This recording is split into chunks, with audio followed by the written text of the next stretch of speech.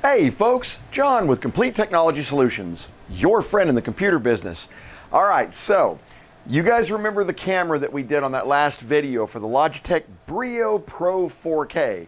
And in case you didn't see that, I'm going to toss another link up here. Now, I'm going to tell you guys, I am definitely not perfect, and I learned some very interesting things after that video was shot, canned, and already published. Let me tell you a little bit about what I learned. All right, guys, there's zeroed out, but that just burnt right into that platform. So this is, for those who don't know, Stronghold Legend. Time to make a pie. Here we go. What I wanted to do from the first time I opened up that VIC-20 and started banging out programs. So the first thing I learned is that I suck at OBS. I'm still trying to learn this, but no matter what I did, I could not get that image as crystal clear. Now here's what I want to do. After we did this, I shot another short block using the camera. Then I shot a short block using nothing but Windows, the actual recorder in Windows, to record the content and the data that was coming right off of it. Then I shot a video using a totally different streaming program. So take a look at these videos and let me know what you think. And then we're going to move on to the next candidate for webcam. We shall see. Here we go. All right, guys. So something about OBS was driving me crazy, and it's how that image kind of looked fuzzy, especially on the background. I mean, you got to get a decent foreground, but the background was always kind of cloudy. What you're seeing right now is the image that is coming directly off of Windows Camera, the actual app. No filters, nothing else. And as you guys can see, number one, we've got a lot wider field of view. But number two, you can actually make out details back here. And I haven't done any modifications. So no crisping it, no whiteness, no contrast, no saturation, none of that kind of stuff. And it's still coming out like this. So the camera is great. The OBS skills on my part, not so much, but I'm working on it. You saw the actual Windows app that we were using. What you're seeing right now is coming off of the XSplit Broadcaster. Guys, look, I mean, is there any question that this is a fantastic camera? Look, you can actually make out the details and the boards behind me. This is what I was looking for. You can actually see me clearly from the chest up. This is obviously not the way this is going to be shot, and that is certainly not position, although it's pretty close. You can see everything around, how clear it is back there. So the problem wasn't with the Logitech camera. The problem is either with OBS itself or that I don't know enough about OBS, and that is possible. I have streamed games before, but typically you've got yours down in a little block and the game is taking, full screen, and that's no big deal. It's just going to send whatever happens to be on the screen. So at this point, I'm willing to say that OBS was the problem and that this is probably the program that I'm going to use when we start the actual podcast. So, and I've already talked to Paul about this. He concurs. He can't figure out what was going on with it either. It's really bizarre. All right, guys. So as you can see, as I was messing with that thing, clearly the problem was not the camera. It was definitely the technician. I was having issues figuring out OBS and light levels and everything else. And even though I followed every YouTube video I could possibly find on the subject, I just couldn't get that quality. Then the next day, I ended up plugging this into a laptop, and we used it for a video conference on Teams. And everybody said that the image behind me was so crystal clear they could almost read the words on the boards.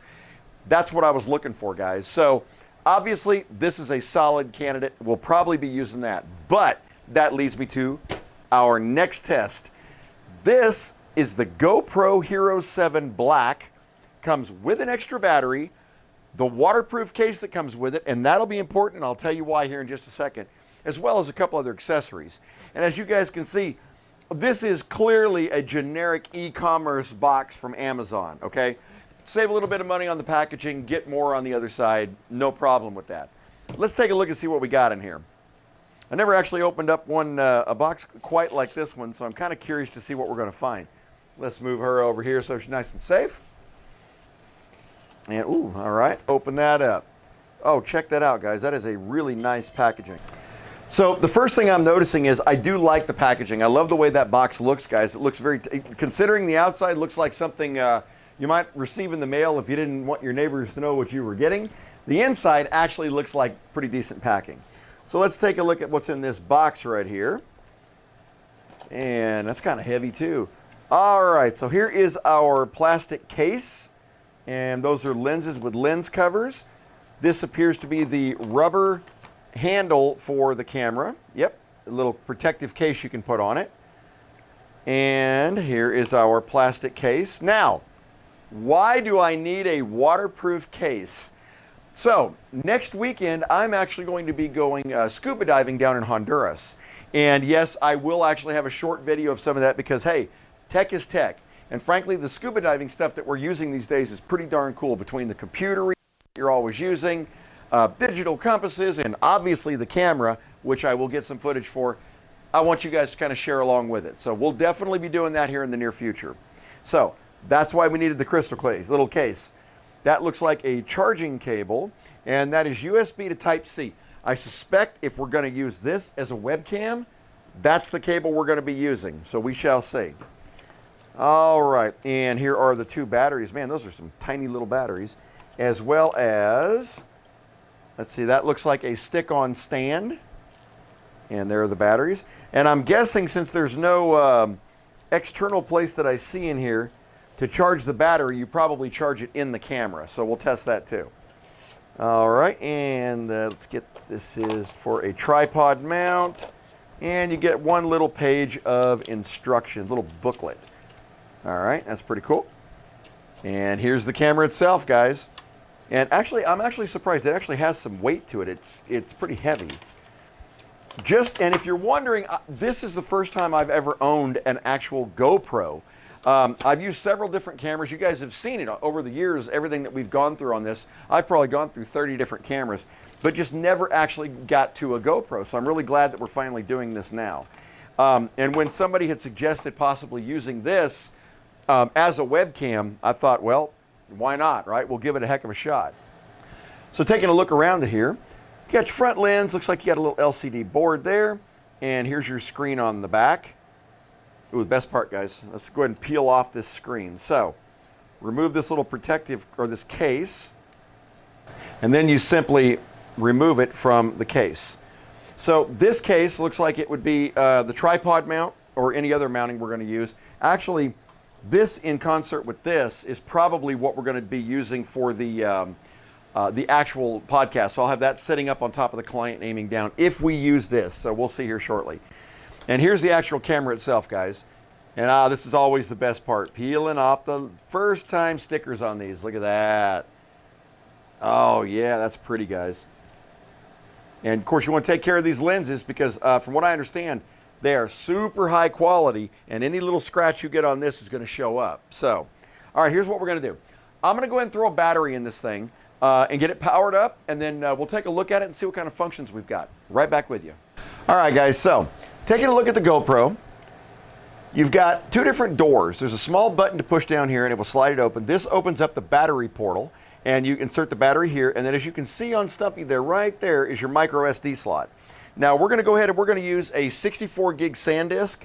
Guys, I would suggest that if you're going to be using this to take something important or good videos or certainly longer ones, don't skimp on the SD card. Go ahead and get yourself a decent SD card that you know is going to work. So we'll close that up. Now, on this other door here, if you open it up, it appears that you've got an HDMI cable slot and you've got the Type-C, which is what you'll be using for charging and probably to use as a webcam. We're going to check that out. All right, so now that we've got our battery in, we've got our SD card in. And as you can see, you press the on button here and it will beep at you and come on. Now I'm going to try really as much as I can here, guys, to get Stumpy to focus in on this. So, in order to use this as a webcam, you want to swipe down from the top. You want to go to Preferences.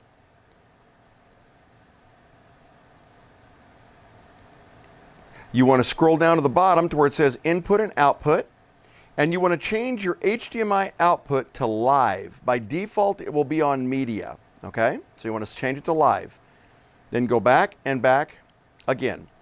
Now, get a few other ideas of some of the things you can do in here.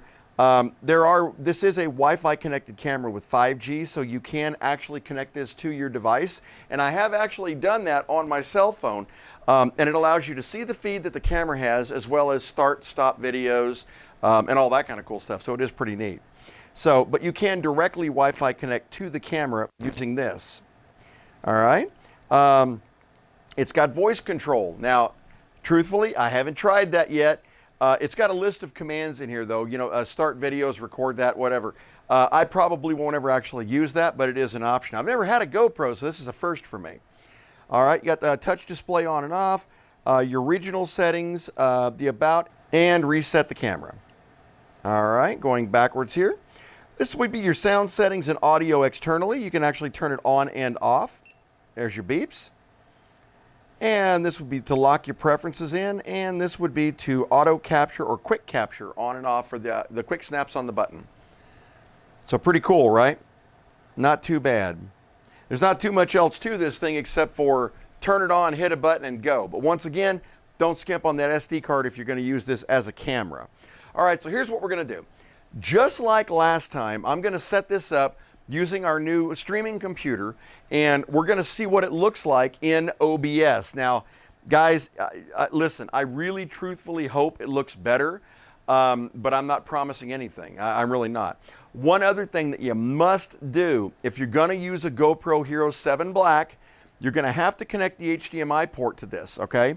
And that cable is a standard HDMI on one side, and I'll show Stumpy this, and a micro HDMI on the other side. This is where it will plug into the actual camera itself. Now, the other thing you're going to definitely need, you cannot just plug this HDMI into a monitor, because obviously that's all you're going to see. If you want to be able to capture it, you have to have a video capture. Now, I know a lot of my friends out there, like the Last Game Hunter and several other YouTubers, use the Elgatos, but I really didn't want to go pop $100 on this thing. So what I did is I picked up one of these cheapy little 4K 1080p adapters. All this is an audio video capture for HDMI. This is what this is going to plug into, and then Type-C into the PC. So let me get this set up. We'll be right back with you, and let's see what it looks like. Here we go. All right, so this is recording right off of the Windows Camera app, and as you guys can see, the image is very, very clear back there. So I'm fairly certain that whatever's happening between XSplit and OBS is my fault and not the camera's fault, because it's kind of the same thing I was finding in the Brio. However, the image quality is really, really good on this. In fact, I don't have any real problem with it at all. The only issue I've got is that lag, and I am still seeing that lag even with this camera app. And I know we're going to see some lag due to the video capture card. I know we're going to see some lag due to it going through HDMI to an adapter. And I know we're going to have a little bit of an issue going through USB 3.1. It's just a bunch of different choke points. The other thing that I haven't been able to verify is whether or not you can power this thing while you're sending signal through, or if you're going to deal with the same kind of heat issues that we've got with the old Sony over there. So that's something else to look into. All right, so let me wrap this up. I'll be right back with you, and I'll let you know what we think about this one. Here we go. So whenever you do a wrap up on these things, it's always a good idea to get an idea of which one you felt was better as far as quality goes and as far as the picture goes. Honestly, guys, I'm having kind of a tough time with this one, and I'll let you guys give me a hand down here in the comments, because I know that both of these cameras will perform better than what they look like they're performing once I get OBS down and XSplit or anything else, because you just saw the regular Windows camera app looks fantastic. So it's got to be a setting somewhere in there that I'm missing. That being said, one thing that I did not like, and I did a little verification on this, in the little recordings that we had there with the GoPro, and you're probably looking about maybe 20 minutes of recordings if you take out edits and all that kind of stuff, it went through about a quarter of the battery. And I noticed that when I would plug in the battery to charge it while it was on, it would shut down the feed and go into a charging mode. That's a problem if you're doing a podcast, because obviously what happens when your camera goes dead, so does your podcast. So yeah, therefore that might be something that really holds me up on this one. Now, I know some people are probably wondering why I haven't, you've seen obviously the microphone we've used, you've seen the system we're using, sort of, and you got an idea about the camera we're going to use, but we haven't actually talked about the details of the actual system we're going to use. That's the next video, and we'll have that upcoming shortly. I want to build this together. I had an idea about how I want to put this together to make it mobile and make it efficient, and that's where you guys are going to come in. I'm going to show you what I got in mind. Well, in my opinion, And I know, like I said, I'll take your guys' advice down here. I'm going with the Logitech. The lag was really what was bothering me. And I know there is a way to solve that problem. I checked on YouTube. There's a couple places that say there are ways to clear it up. There's software and different drivers that'll clear it up. At the end of the day, I don't want to have to fight that hard. If I'm going to get the same or better quality out of the Logitech, we're going to go with the Logitech. As far as the Logitech itself, I had no lag. You certainly don't have to recharge it, which is fantastic. And overall, it's just a great camera. So we're going to be using the Logitech as far as the stream goes. Now, that being said, I will be going out to some scuba diving this next week. And when I get back, the first video we're going to be finishing up is we're going to build the actual rack and mounting system for this entire system. Then I'm going to go ahead and post you guys just a quick short. We'll use the GoPro Hero 7 underwater, and we'll see what kind of pictures we get. I hear with the image stabilization and all that other stuff, this thing is awesome for underwater photography. So hopefully that'll be a good use for it. Well, thank you guys so much for watching. I really do appreciate it. Hey, smash that like and subscribe button down there, guys. It really does help me. And I noticed that, of all the hits and videos and views and all that, only about 3% are people that are actually subscribed. So please, hit that button, cost you nothing. You'll get to see some cool content up and coming. Have a fantastic week. If I don't see you sooner, have a great weekend and stay safe out there. Bye-bye.